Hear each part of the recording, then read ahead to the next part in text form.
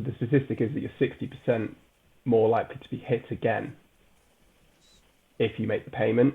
CTIO 101, Business Technology, Simplified and Shared, sponsored by Fairmont Recruitment, hiring technology professionals across the UK and Europe. Don't forget to subscribe. But again, that's skewed by only the ones who have acknowledged they've made the payment and been hit again, so it's probably higher. And then you unlock double jeopardy, you unlock triple jeopardy, because you might make the payment and the ransomware gang goes, great, thanks for the payment, here's your data. A lot of them do give you the data back because otherwise their business model doesn't work.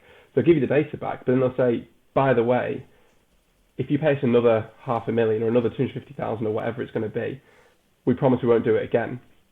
And you go, okay, fine, I'll pay you that much. And they go, great, thank you for that. Right, we promise we won't do it again. By the way, if you pay us an extra $500,000, million, whatever, we promise we won't tell anyone else how to do it, or we won't sell your blueprints on, we won't do this. And you're sort of stuck, and where, the cycle never really Could they then come back and say, and then, as a final offer, we're doing a 3-for-1 offer this month. If you pay us more money, we won't release the data that we've unlocked to the dark web. Exactly. It just keeps going. Wow, that's terrifying, isn't it?